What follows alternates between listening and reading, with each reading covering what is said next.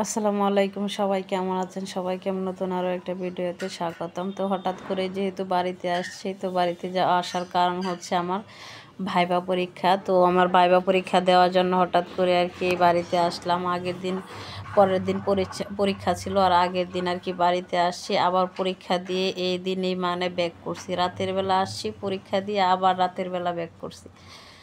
মানে একদম আমার অবস্থা অনেক বেশি খারাপ হয়ে গিয়েছিল। তো ওইদিকে আমরা দুজন একটু ভিডিও করতেছিলাম। তো অটো থেকে নেমে একটু পথ হেঁটে আমরা গাঙ্গিনা পাড় দিয়ে আর কি আসতেছিলাম। এটাকে ময়মনসিংহের কাছারি ঘাট বলে। তো যদিও এদিক দিয়ে আসতে আগে বেশি ভয় পাইতাম, কিন্তু এখন আর তেমন একটা ভয় লাগে না, আর এদিক দিয়ে ইজি হয়। আর আমি ওই দিক দিয়ে যদি যাই মানে তারাকান্দা হয়ে, তখন ওই দিক দিয়ে আবার অনেকটা ঝামেলা হয়ে যায়। ঝামেলা বলতে আর কি একটু জ্যাম থাকে রাস্তায়, আর এদিক দিয়ে গেলে কোনো জ্যাম নাই। তো খুব সহজে আর কি এদিক দিয়ে পার হওয়া যায়। যদিও আমি ফার্স্টে একটা না দুইটা পরীক্ষা ওই মানে তারাকান্দা ময়মনসিংহ হয়ে ওই দিক দিয়ে গিয়েছি, আর বাকি যে পরীক্ষাগুলো ছিল এই পরীক্ষাগুলো আমি এদিক দিয়ে মানে নদী পার হয়ে দিয়েছি। তো দেখেন নৌকাতে কিন্তু অনেক বেশি মানুষ ছিল, শুধু আমরা না, মানে প্রতিটা নৌকায় অনেক অনেকগুলো মানুষ থাকে। তো ওইদিকে আমরা যাচ্ছিলাম আর কি। তো নদীর উপর দিয়ে যাচ্ছিলাম, অন্যরকম একটা মানে অনুভূতি। আর এদিকে নৌকা পার হয়ে মানে 1 মিনিট সময় লাগে, ইঞ্জিন চালিত নৌকা। তো 1 মিনিটের মধ্যে আর কি পার হয়ে যাওয়া যায়। এদিকে হচ্ছে আমি আমার ননদের ঘুড়িটা পরছিলাম। তো আমি বলতেছিলাম যে ঘুড়িটা কেমন হয়েছে দেখো, বলো আমার হাতে কেমন মানাইতেছিল।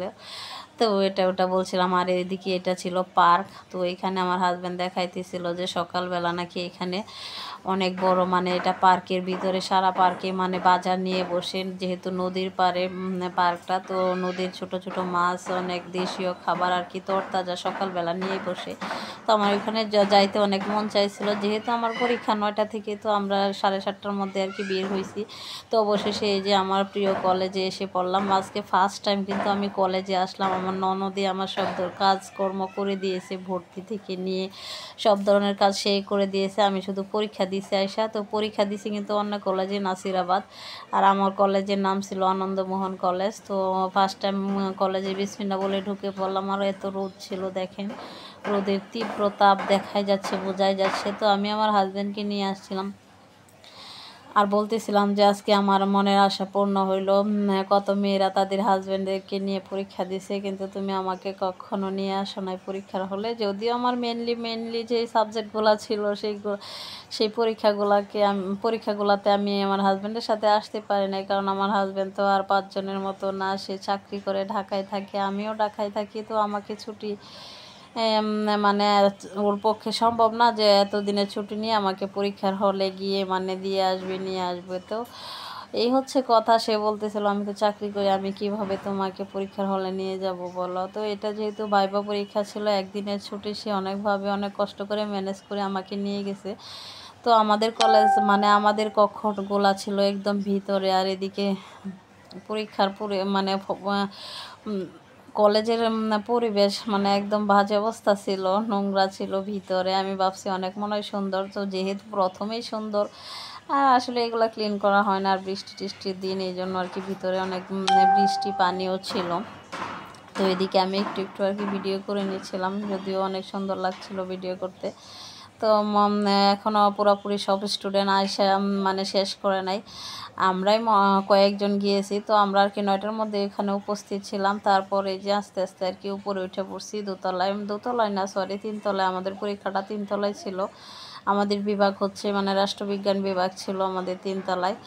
তো 3তলায় অনেক ফুলের টব দেখা যাচ্ছে। তারপর একটা ক্লাসের ভিতরে গেলাম, কিছুক্ষণ বাহিরে দাঁড়ায় আসছিলাম। তো আমার হাজব্যান্ড বলতেছে চলো ওইদিকে যাই। তো আসলে এইদিকে না আসলে বুঝতে পারতাম না, এখানে কিন্তু সামনে মানে ক্লাসে আর কি সিগনেচার দিতে হয়।